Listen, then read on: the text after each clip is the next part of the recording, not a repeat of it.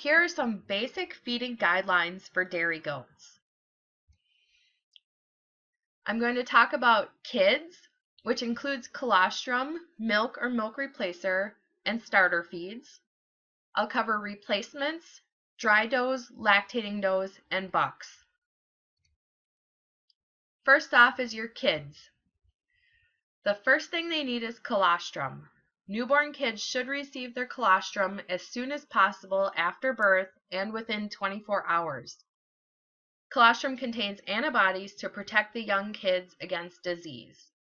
And at birth, they don't carry any antibodies against environmental organisms because these antibodies in the doe's bloodstream do not cross the placenta. Colostrum also provides energy needed to stay warm and acts as a laxative to ensure excretion of meconium. There are 3 keys to feeding colostrum. The first one is to feed it as soon as possible. It's best if you do it within 1 hour of birth. The ability to absorb antibodies is gone after 24 hours. The second key is to feed at a minimum 10% of body weight. So if you have a 10-pound kid, they need to get a minimum of 16 ounces of colostrum. And the third key is to use high-quality colostrum. The older does in your herd will tend to have better quality. However, high volumes are generally in lower quality. So where do you get your colostrum from? The best place to get it is fresh colostrum from the dam. You can also use frozen colostrum from does in your herd. Just make sure that you thaw it at less than 120 degrees. You can use cow colostrum. However, you should be concerned about managing yonis, and you also need to feed about 1/3 more volume. And then finally is a colostrum replacer, and you want to look for high quality at 150 IgG. And a colostrum replacer is good to use if you're concerned about disease transmission like CAE or CL. Precautions to use with your colostrum. Like I just mentioned, disease management. If you have CAE and CL in your herd, consider heat treating your colostrum. To heat treat, you want to bring that colostrum to 135 degrees Fahrenheit in a double boiler and then hold it at that temperature for 1 hour. And most people use a thermos to hold it at that temperature. It's a very tedious task. Next, I'll talk about milk. Should you feed pasteurized whole milk or milk replacer? You want to consider disease when you're making this decision. If you choose whole milk, pasteurization is best. If you're going to use a milk replacer, choose one that is an all-milk formula and look for a coccidiostat for coccidia control. Follow your milk replacer mixing guidelines closely to ensure proper solids content, and make sure that your kids are getting enough to eat. 24 ounces twice a day is a good place to start, but do step up to this level. Don't start them that high right off the bat. An example of solid levels based on how milk replacer is mixed. So most call for 4 ounces of powder into 1.5 pints of water, but that can be confusing when you read the tag.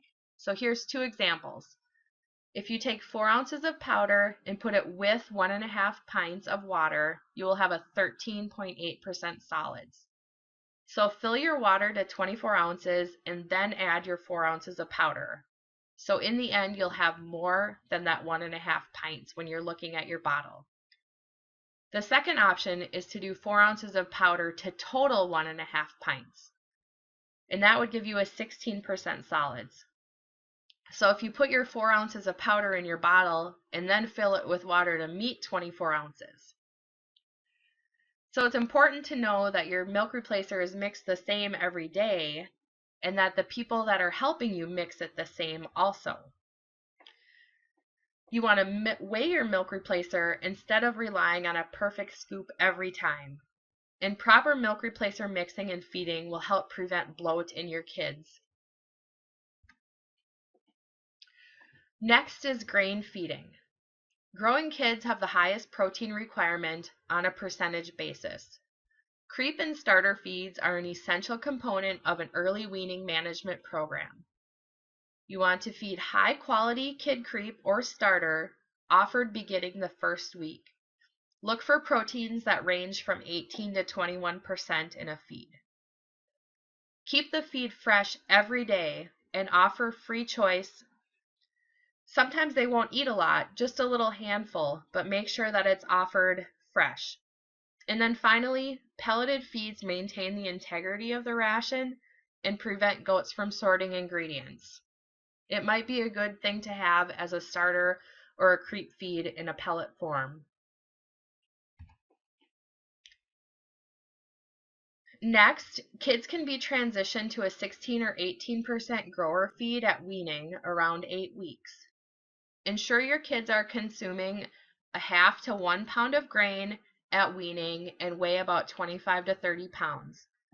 Kid feeds should contain a coccidiostat for the prevention of coccidiosis. Either Rumensin or Decox are approved for use in goats. A high-quality hay can be offered to kids starting at 4 weeks.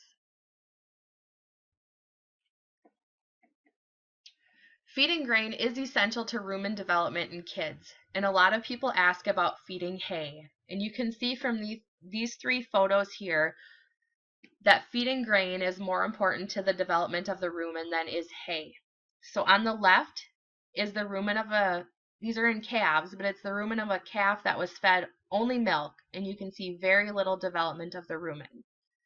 In the middle is a calf that was fed milk and hay, and also very little rumen development. And then on the right, you can see that calf was fed milk and grain, and you can see the tremendous growth in the rumen papillae, which are ultimately going to help that animal absorb nutrients.